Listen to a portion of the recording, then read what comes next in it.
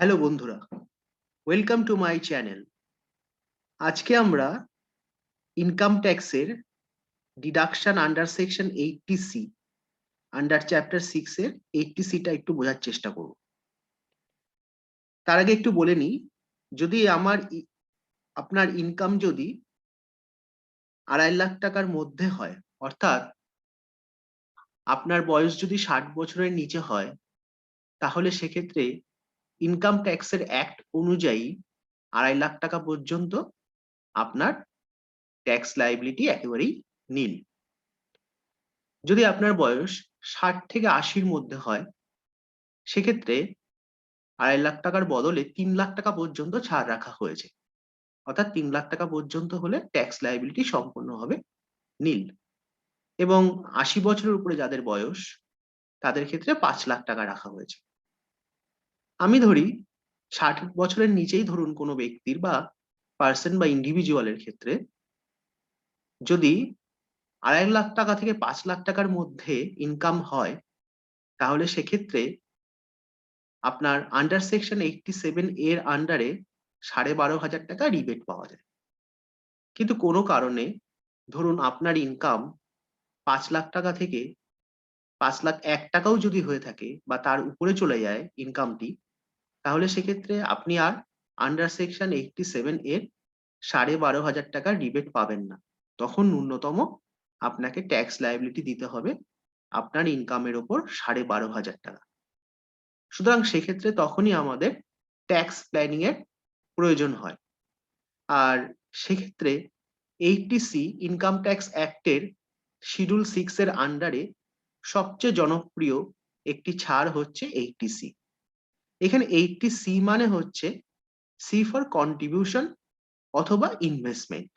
আমরা যদি এইভাবে বিচার করি, 80C এর আবার কতগুলি উপবিভাগও আছে, যেমন 80CCC আছে, 80CCD1 আছে, 80CCD1B আছে, 80CCD2 আছে।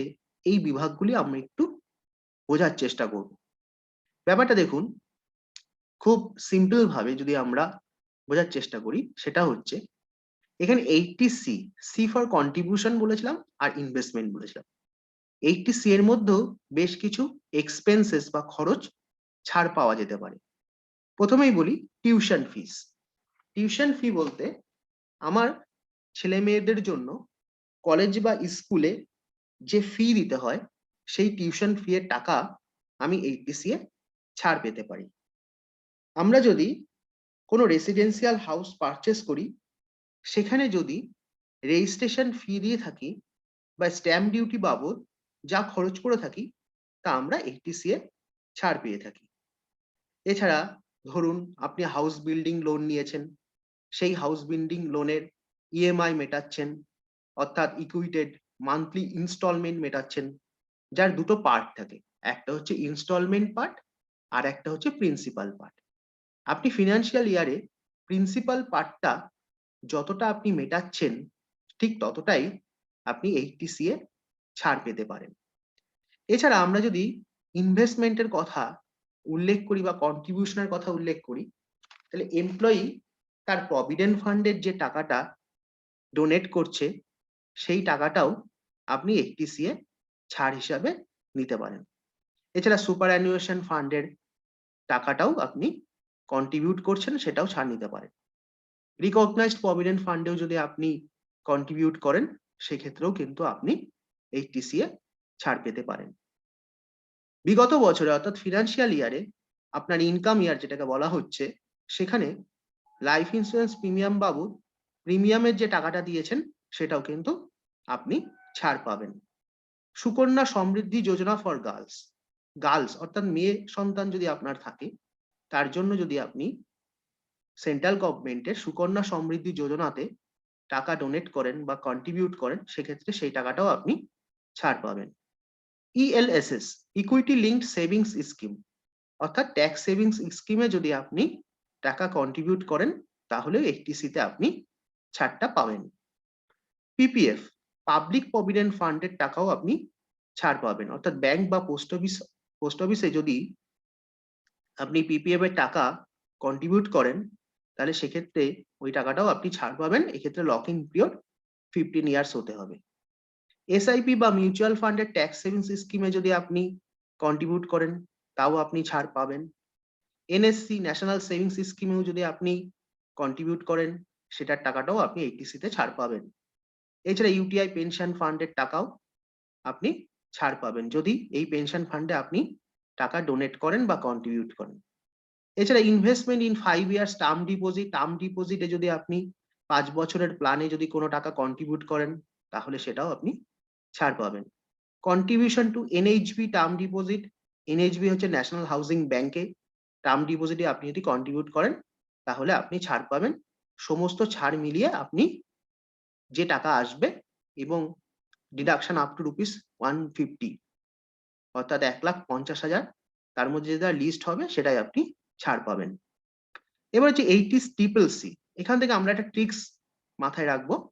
ট্রিপল সি হচ্ছে সিসি দ্য ওয়ার্ল্ড, অর্থাৎ মানুষ যখন দেখবেন রিটায়ারমেন্ট করে, তখন তারা বিভিন্ন দেশে ঘুরতে যায়। অর্থাৎ সেই ঘুরতে যায় কিভাবে?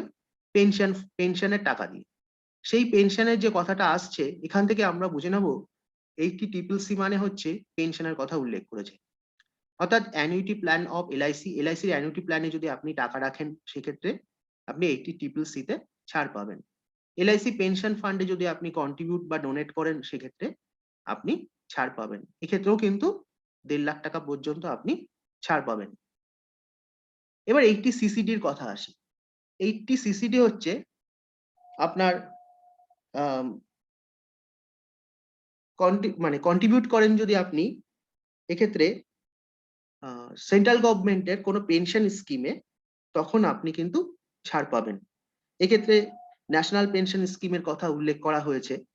আপনি এক্ষেত্রে কন্ট্রিবিউট করলে ছাড় পাবেন। সেটা হচ্ছে employee contribution and investment to pension account. তার পেনশন অ্যাকাউন্টে যদি কর্মী তার টাকা যদি কন্ট্রিবিউট বা ইনভেস্ট করে, সেক্ষেত্রে কিন্তু ছাড় পাওয়া যাবে। অর্থাৎ সেক্ষেত্রে কিন্তু 10% of salary of salaried person আর 20% of salary of same employed person. Salary বলতে এখানে বেসিক স্যালারি প্লাস ডি এর কথা উল্লেখ করা হয়েছে, এবং ছাড়ের পরিমাণ আপনার 1.5 লাখ টাকা এক্ষেত্রেও। এরপরে আমরা যদি 80 সিসিডি 1বি এর কথা উল্লেখ করি, এক্ষেত্রে আপনি অ্যাডিশনাল একটা ডিডাকশন পাবেন 50,000 টাকা অবধি। সেটা হচ্ছে ন্যাশনাল পেনশন স্কিম, আপনার সেন্ট্রাল গভর্নমেন্টের হতে হবে।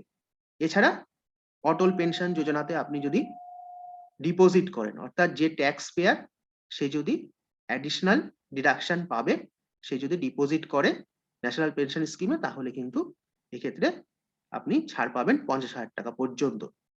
আরেকটি পার্ট আছে 80 সিসিডি 2, সেটা হচ্ছে additional deduction is allowed for employers contribution to employees pension account.